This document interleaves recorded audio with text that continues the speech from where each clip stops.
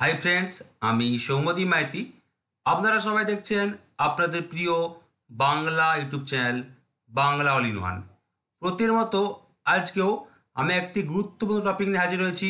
আজকের topic practice set number 28। বহুদিন এই প্র্যাকটিস সেট দেওয়া বন্ধ ছিল। আশা করছি 2-3 দিন পর থেকে কন্টিনিউ শুরু হবে প্র্যাকটিস সেট দেওয়া। তো আজকের টপিক হচ্ছে বাংলা সাহিত্যের ইতিহাস, প্রাচীন ও মধ্যযুগ, 60টি বাছাকৃত কমনযোগ্য এমসিকিউ, কমনের শীর্ষে সিলেস্টি এবং এমএসসি।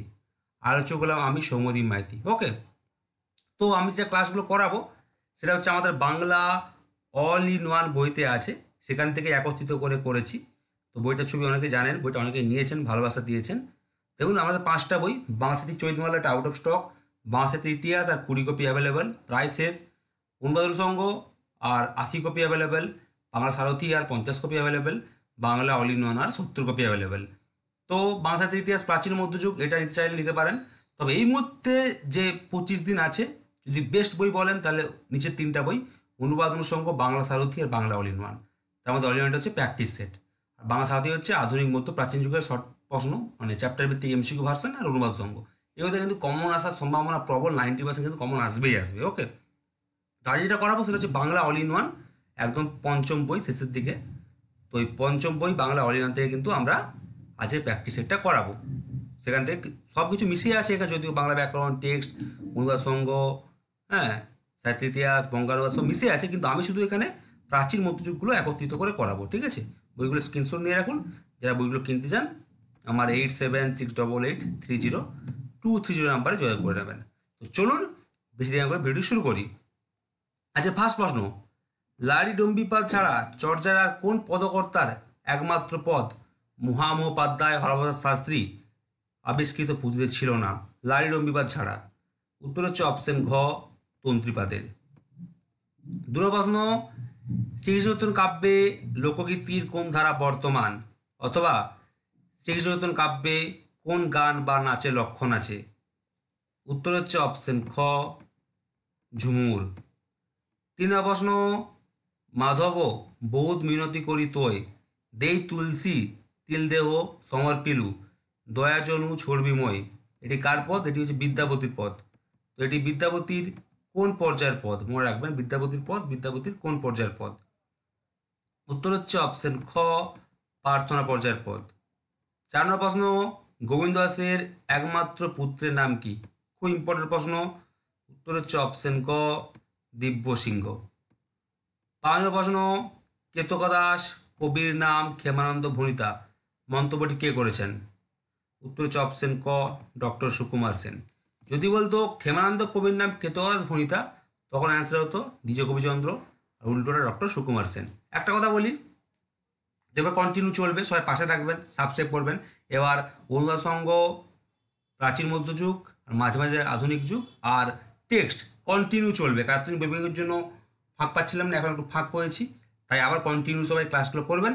আর অবশ্যই কে কত নাম্বার পেয়েছেন সেটা মনে মনে রাখুন, অ্যান্সার করুন একদম প্রশ্নের পরে, 60টা প্রশ্নের পরে কিন্তু কে কত নাম্বার পেলেন কমেন্ট করে জানিয়ে দেবেন।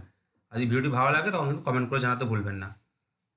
তাহলে 6 প্রশ্ন, মুকুন্দ চক্রবর্তীর চণ্ডীমঙ্গল কাব্যে কমলে কামিনীর দৃশ্য মোট কতবার আছে? উত্তর হচ্ছে অপশন গো, 4 বার। অনেকে বলে 3 বার, 3 বার কিন্তু নয়, 4 বার আছে।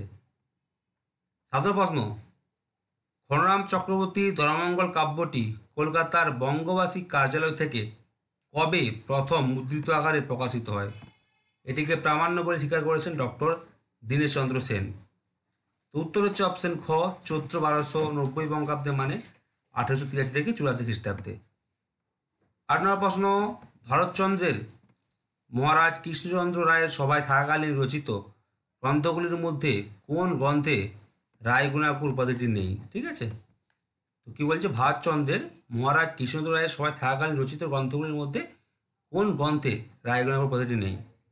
উত্তর হচ্ছে অপশন ক, রসমঞ্জরি। 9 প্রশ্ন, প্রথম বাঙালি রামচরিতকার কে ছিলেন? উত্তর হচ্ছে অপশন ক, অভিনন্দ। 10 প্রশ্ন, কাশিরাম দাসের ভারত পাঁচালী কাব্যে ভীম কোন পর্বতে দেহত্যাগ করেন? তিনি কুরুক্ষেত্রের যুদ্ধে স্বেচ্ছায় মৃত্যুবরণ করেন। উত্তর হচ্ছে অপশন খ, সোমেশ্বর পর্বতে। আমার সেট কিন্তু কিছু সহজ, কিছু কঠিন, কিছু মিডিয়াম, সব কিন্তু নিয়েই আমার সেট, তাই সব রকম প্রশ্ন আমার সেটে হাজির থাকবে। 11 নম্বর প্রশ্ন, কৃষ্ণদাস কবিরাজ রচিত একমাত্র বাংলা কাব্যটির নাম কি? এখানে ক, খ, গ তিনটা কাব্য দেখা যাচ্ছে, যেগুলো রচয়িতা হচ্ছে কৃষ্ণদাস কবিরাজ। তবে ক আর খ হচ্ছে তার সংস্কৃত ভাষায় রচিত, আর একমাত্র গ মানে শ্রী শ্রী চৈতন্য চরিতামৃত, এটি হচ্ছে তার বাংলা কাব্য। 12 প্রশ্ন, দৌলত কাজী লোচন্দ্রানী বা সতী ময়না কাব্যটি কোন ছন্দে লেখা? উত্তর হচ্ছে অপশন ঘ, মধ্যযুগের বেশিরভাগ কাব্যই কিন্তু পয়ার ও ত্রিপুটি ছন্দে, এটা হচ্ছে পয়ার ও ত্রিপুটি ছন্দে রচিত। 13 নম্বর প্রশ্ন, সৈয়দ আলাওল তার পদ্মাবতী কাব্যে প্রসিদ্ধ হিন্দি কবি ও সুফি সাধক মালিক মুহম্মদ জায়সির পদুমাবত কাব্য থেকে মোট কয়টি খণ্ড বর্জন করেন? ভেরি ভেরি ইম্পর্টেন্ট প্রশ্ন। উত্তর হচ্ছে অপশন গ, মোট 5টি খণ্ড বর্জন করেন। 14 প্রশ্ন, সাধক কমলাকান্ত গ্রন্থটি কে বা কারা রচনা করেন? উত্তর হচ্ছে অপশন ঘ, উপরের সবাই, মানে অতুলচন্দ্র মুখোপাধ্যায়, দেবেন্দ্রনাথ চট্টোপাধ্যায়, গৌরী মিত্র, এই তিনজনই কিন্তু রচনা করেন সাধক কমলাকান্ত। সবচেয়ে বিখ্যাত হচ্ছে অতুলচন্দ্র মুখোপাধ্যায় লেখা, হ্যাঁ, তার জীবনীকার কিন্তু তিনজনেরই লেখা, উপরের সবাই অ্যান্সার হবে। 15 নম্বর প্রশ্নটা হচ্ছে ইসলামী সাহিত্য, আপনারা নাও পড়তে পারেন, তো যারা 11-12 পরীক্ষা দেবেন তারা পড়বেন। আমি আগে বলেছি, আবারও বলছি, অনেক হয়তো নতুন ছাত্র আমার চ্যানেলে সাবস্ক্রাইব করেছেন, তার জন্য একটা কথা বলে রাখি, পুরোটা জানেন। তো আমার 60টা প্রশ্নের মধ্যে 4টা প্রশ্ন কিন্তু এমএসসির প্রশ্ন, অর্থাৎ ইসলামী সাহিত্য থেকে হবে। সেই 4টা প্রশ্ন আপনারা অ্যাভয়েড করবেন। যারা 11-12 দেবেন তারা কিন্তু পড়ে রাখতে পারেন, যে 9-10 দেবেন তারা অ্যাভয়েড করবেন 4টা প্রশ্ন। 15 নম্বর, 30 নম্বর, 35 নম্বর, 60 নম্বর। নতুনরা জানেন না, পুরোনোরা জানেন। নতুন যারা কমেন্ট করবেন ভেবে কমেন্ট করবেন, হ্যাঁ এই 4টা প্রশ্ন আমাদের পড়ার দরকার নেই। ওকে, 11-12 পরীক্ষা দিলে তবেই পড়বেন। 15, 30, 45, 60। দেখুন 15 প্রশ্নটা, বাংলা ভাষায় কে প্রথম গুলে বকাউলি বা গুলে বকাউলি কাব্য লেখেন? উত্তর হচ্ছে অপশন ক, নওয়াজিস খান। 16 প্রশ্ন, ভেরি ভেরি ইম্পর্টেন্ট, চর্চার পুঁথিটি কিসের উপর লেখা? উত্তর হচ্ছে অপশন ক, তালপাতার উপর। আর শ্রীকৃষ্ণচন্দ্র কাব্যের পুঁথিটি তুলোর কাগজের উপর লেখা। 17 প্রশ্ন, যারা সবাই গুলিয়ে যান, শ্রীকৃষ্ণ কীর্তন কাব্যে চণ্ডীদাস ভূমিদাটি মোট কতবার ব্যবহৃত হয়েছে? ওকে, শুধুমাত্র চণ্ডীদাস আছে, চণ্ডীদাস ভূমিদাটি মোট অপশন খ 107 বার ব্যবহৃত হয়েছে। একটা কথা বলছি, মন দিয়ে শুনুন, যদি গাইলো বড় চণ্ডীদাস ভূমিতা বলে, গাইলো বড় চণ্ডীদাস 298 বার হবে। আর যদি শুধুমাত্র বড় চণ্ডীদাস বলে তাহলে হচ্ছে 43 বার হবে। আর যদি শুধু চণ্ডীদাস বলে তাহলে 107 বার হবে। আর যদি অনন্ত বড় চণ্ডীদাস বলে তাহলে মাত্র 7 বার হবে। 18 প্রশ্ন, চণ্ডীদাসের জীবনী বিষয়ক গ্রন্থ চণ্ডীদাস চরিত এর রচয়িতাকে, ঠিক আছে, চণ্ডীদাসের জীবনী বিষয়ক গ্রন্থের নাম কি? চণ্ডীদাস চরিত। এর রচয়িতাকে যোগেশচন্দ্র রায় বিদ্যানিধি 1344 বঙ্গাব্দে, মানে 1927, 1344 হলে 1937 হবে, হ্যাঁ 1334 হলে 1927 হবে, কলকাতার প্রবাসী কার্যালয় থেকে এই গ্রন্থটি প্রকাশ করেন। উত্তর হচ্ছে অপশন গ, কৃষ্ণপ্রসাদ সেন, ঠিক আছে। চণ্ডীদাস চরিত গ্রন্থটির রচয়িতা হচ্ছে কৃষ্ণপ্রসাদ সেন। এই সালটা যদি 1334 হয় তাহলে 1927 হবে, 1344 হলে 1937 হবে, ঠিক আছে, এটা আমাকে দেখতে হবে পরে।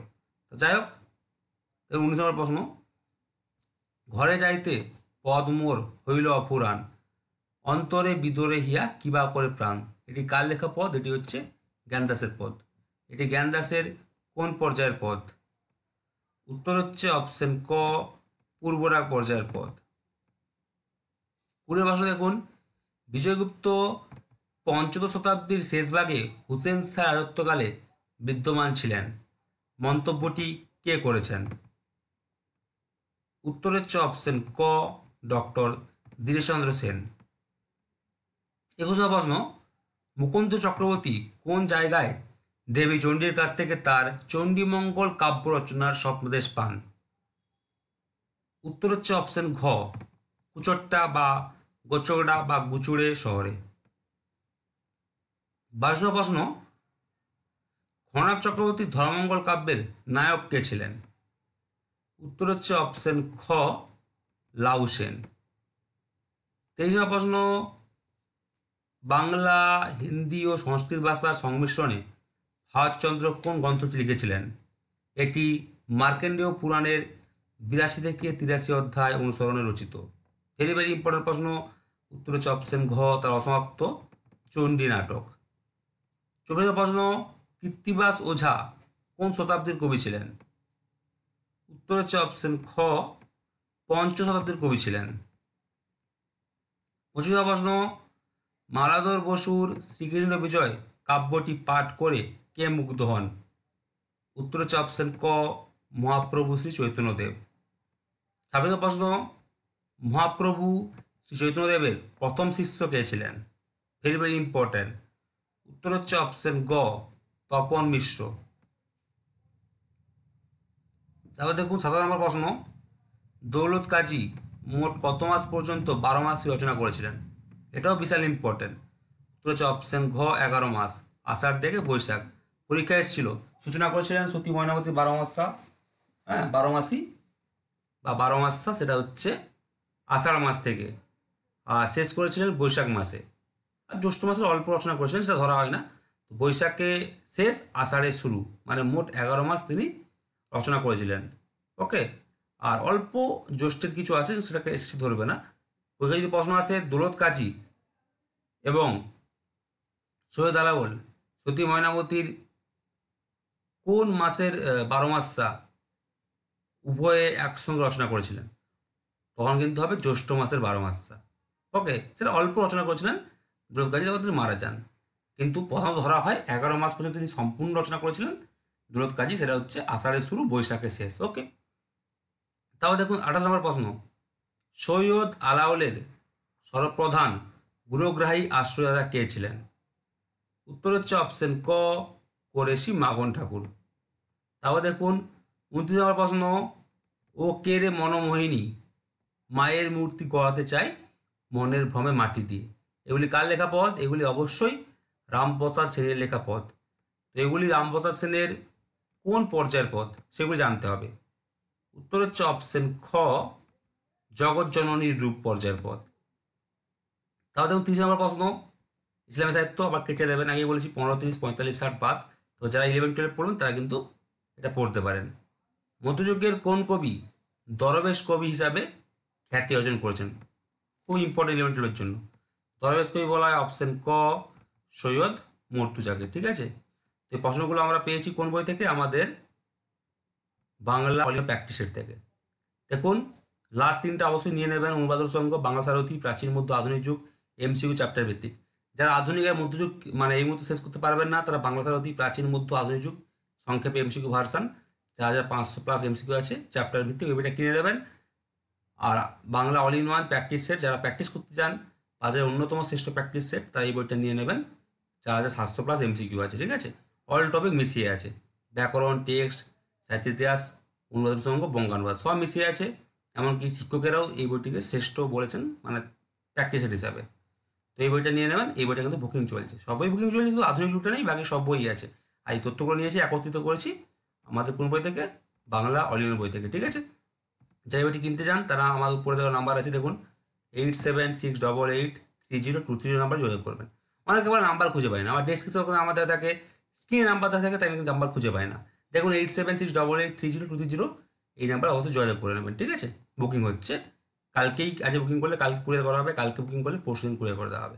3-4 দিনের মধ্যে হাতে পেয়ে যাবেন, কুরিয়ার মারফত বুকিং হবে। ঠিক আছে, তবে দেখুন 31 নম্বর প্রশ্ন, এটা ডাউট আছে, চর্যার পুঁথিটি কোন হরফে লেখা? অ্যাকচুয়ালি দুটো পাওয়া যায়, একটা দেবনাগরী, একটা নাগরী।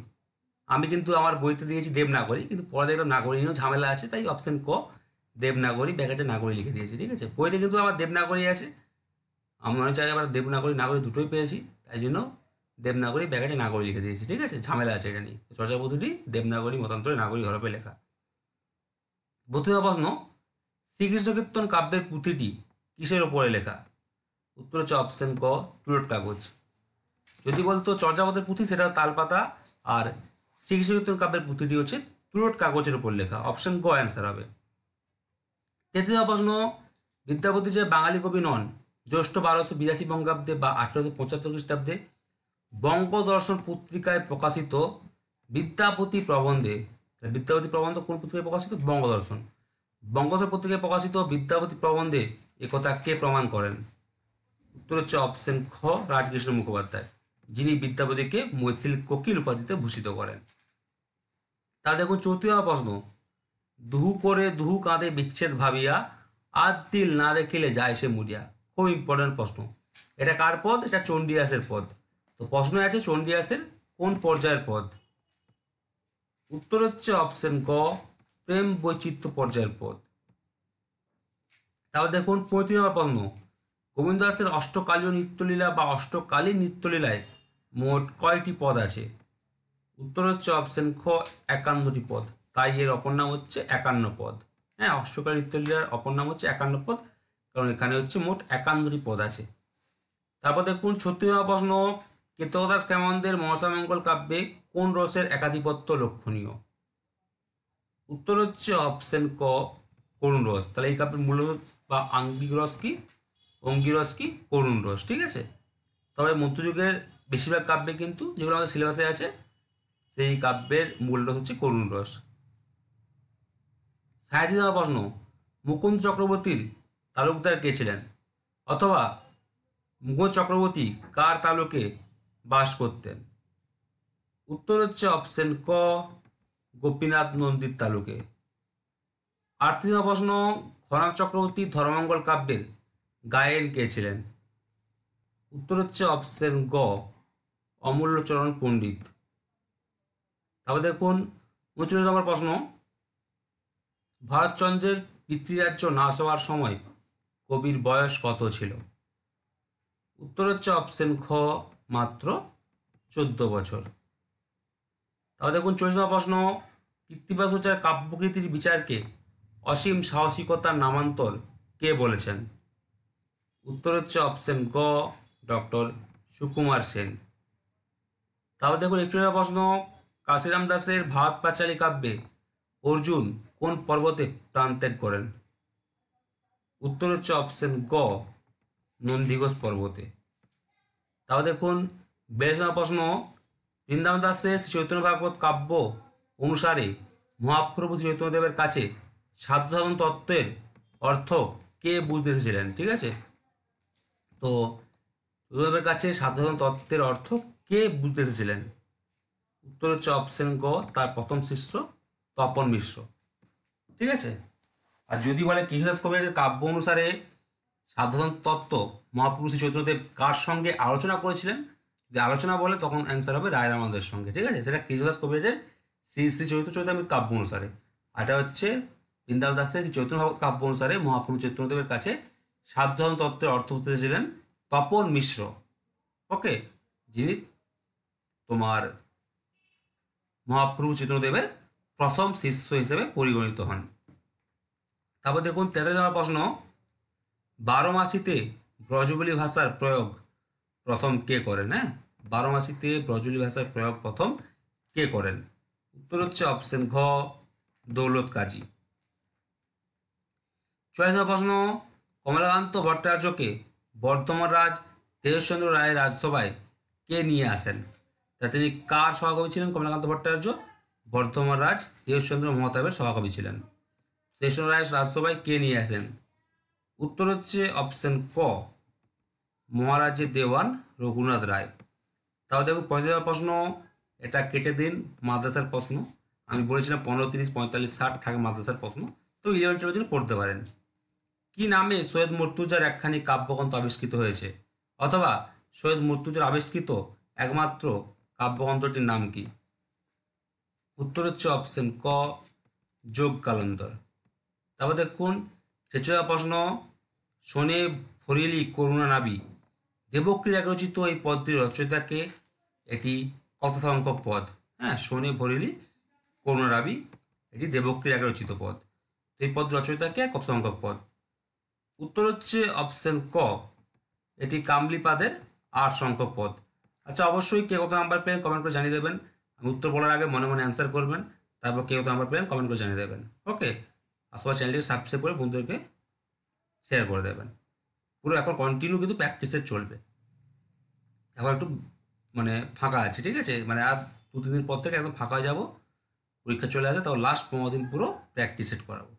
তারপর দেখুন 47 প্রশ্ন, শ্রীকৃষ্ণ কাব্যে রাধার যেখানে শেষ পদাবলী রাধার সেখানে আরম্ভ। ফিবিআই প্রশ্ন, মন্তব্যটি কে করেছেন?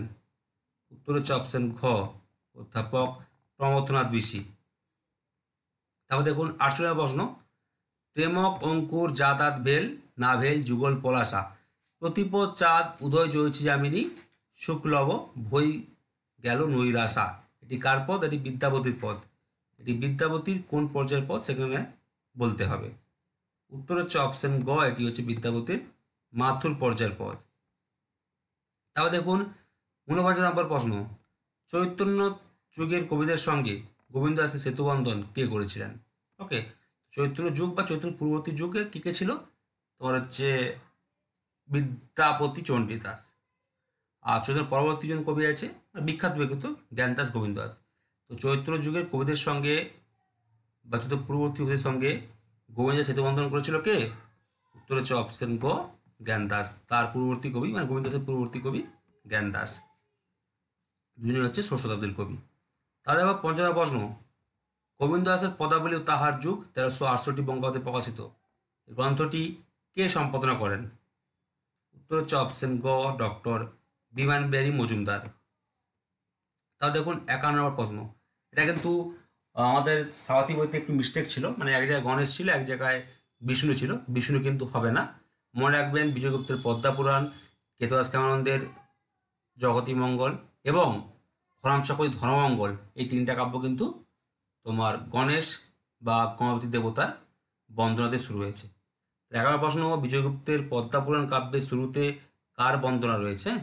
যেহেতু কাব্যের নাম কি পদ্মাপুরাণ, এই কাব্যের শুরুতে কার বন্দনা রয়েছে? উত্তর হবে অপশন ঘ, গণেশ বা গণপতি দেবতার। এটা কিন্তু বিষ্ণু হবে না, মনে রাখবেন। ৫২ নম্বর প্রশ্ন, মুকুন্দ চক্রবর্তীর চণ্ডীমঙ্গল কাব্যে কোন কৃষকের কথা বলা হয়েছে? অথবা মোহ চক্রবর্তীর চণ্ডীমঙ্গল কাব্যে মাতা চণ্ডী কাকে কলিঙ্গ ত্যাগ করে গুজরাট নগরীতে বসতি স্থাপন করার সমাদেশ দেন? ভেরি ভেরি ইম্পর্টেন্ট প্রশ্ন। উত্তর হচ্ছে অপশন খ, বুলার মণ্ডল। তারপর দেখুন ৫৩ নম্বর প্রশ্ন, খনাক চক্রবর্তীর ধর্মমঙ্গল কাব্যে অনুপ্রাসজনিত ত্রুটির কথা কে বলেছেন? উত্তর হচ্ছে অপশন খ, ডক্টর সুকুমার সেন। তারপর দেখুন ৫৪ নম্বর প্রশ্ন, ভারতচন্দ্রের কোন রচনা খ্যাতির সঙ্গে সঙ্গে অখ্যাতিও এনে দিয়েছিল? বিশাল ইম্পর্টেন্ট প্রশ্ন, খ্যাতির সঙ্গে সঙ্গে কিন্তু অখ্যাতিও এনে দিয়েছিল। উত্তর হচ্ছে অপশন ঘ, বিদ্যাসুন্দর বা তার অপর নাম হচ্ছে কালিকা মঙ্গল। তারপর দেখুন ৫৫ প্রশ্ন, ডক্টর সুকুমার সেনের মতে ব্যাসদেব প্রণীত মূল সংস্কৃত মহাভারতের স্বর্গায়ন পর্ব বাংলায় কে অনুবাদ করেন? উত্তর দেখুন, ব্যাসদেবের মহাভারতের মহাপ্রস্থান পর্ব ও স্বর্গায়ন পর্বকে কাশিরাম দাস একত্রে স্বর্গায়ন পর্ব নামে চিহ্নিত করেছেন। ব্যাসদেবের মহাভারতের কী কী পর্ব? মহাপ্রস্থান পর্ব ও স্বর্গায়ন পর্ব, এই দুটি পর্বকে কাশিরাম দাস একত্রে স্বর্গারোহণ পর্ব বলে চিহ্নিত করেছেন বা নামে চিহ্নিত করেছেন। তাহলে ডক্টর সুকুমার সেনের মতে ব্যাসদেব প্রণীত মূল সংস্কৃত মহাভারতের স্বর্গারোহণ পর্ব বাংলা ভাষায় কে অনুবাদ করেন? উত্তর হচ্ছে অপশন খ, জয়ন্ত দাস। ডক্টর সুকুমার সেনের মতে বারবার বলছি, ওকে, এটা কিন্তু মনে রাখবেন সুকুমার সেনের মতে। তারপর দেখুন ৫৬ নম্বর প্রশ্ন, মালাধর বসুর শ্রীকৃষ্ণ বিজয় কাব্যের প্রথম সংস্করণের সময় প্রকাশক কে ছিলেন? সম্পাদক নয় কিন্তু, মনে রাখবেন মালাধর বসুর শ্রীকৃষ্ণ বিজয় কাব্যের প্রথম সংস্করণের সময় প্রকাশক, সম্পাদক নয় কিন্তু, প্রকাশক কে ছিলেন? উত্তর হচ্ছে অপশন ক, রাধিকানাথ দত্ত। মানে কিন্তু গুলিয়ে ফেলে সম্পাদকের সঙ্গে, কিন্তু প্রকাশক জানতে চেয়েছে, প্রকাশক হবে অপশন ক, রাধিকানাথ দত্ত। তারপর দেখুন ৫৭ নম্বর প্রশ্ন, কার কোন কাব্যটি মহাপ্রভু শ্রী চৈতন্যদেবের অন্তজীবনের প্রামাণ্য দলিল রূপে স্বীকৃত? একদম শেষ জীবনে অন্তজীবনে প্রামাণ্য দলিল রূপে স্বীকৃত কার কোন কাব্যটি? উত্তর হচ্ছে অপশন খ, কৃষ্ণদাস কবিরাজের শ্রী শ্রী চৈত্র চৈতামৃত। আর যদি বলে, প্রশ্নটা কিন্তু একটু আলাদা, হ্যাঁ, অন্তজীবনের প্রামাণ্য দলিল কৃষ্ণদাস কবিরাজের শ্রী শ্রী চৈত্র চৈতামৃত। আর যদি বলে কার কোন কাব্যে মহাপ্রভু শ্রী চৈতন্যদেবের চিরদান সম্পর্কে গবেষণামূলক তথ্য রয়েছে বা অথেন্টিক্সে মান হয়, সেটা কিন্তু হবে জয়ন্তের চৈত্রমঙ্গল কাব্যে, ঠিক আছে।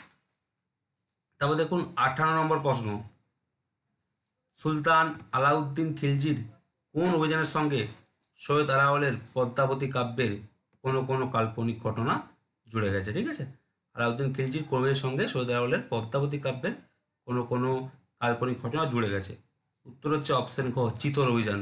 সেটা রাজস্থানে অবস্থিত, হ্যাঁ, রাজস্থানে চিতোর অভিযান। তারপর দেখুন 59 নম্বর প্রশ্ন, ঈশ্বরচন্দ্র গুপ্ত রামপ্রসাদ সেনের মোট কয়টি গান প্রকাশ করেছিলেন? Very very important. Ishwarchandra Gupta Ramprasad সেনের মোট অপশন ক 77টি গান প্রকাশ করেছিলেন। সবাই কিন্তু অবশ্যই এটা যে লাস্ট প্রশ্ন 60 নম্বর, সবাই চ্যানেলকে সাবস্ক্রাইব করবেন, বন্ধুদেরকে হ্যাঁ শেয়ার করবেন, পাশে বেলকনি প্রেস করে দেবেন।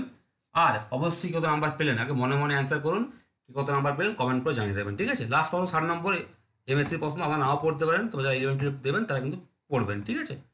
আমার চ্যানেলে কিন্তু মানে এই যারা নতুন তারা জানেন না যে মধ্যযুগ থেকে কিন্তু 4টা করে প্রশ্ন 15, 30, 45, 60 কিন্তু থাকবেই ইসলামী সাহিত্য।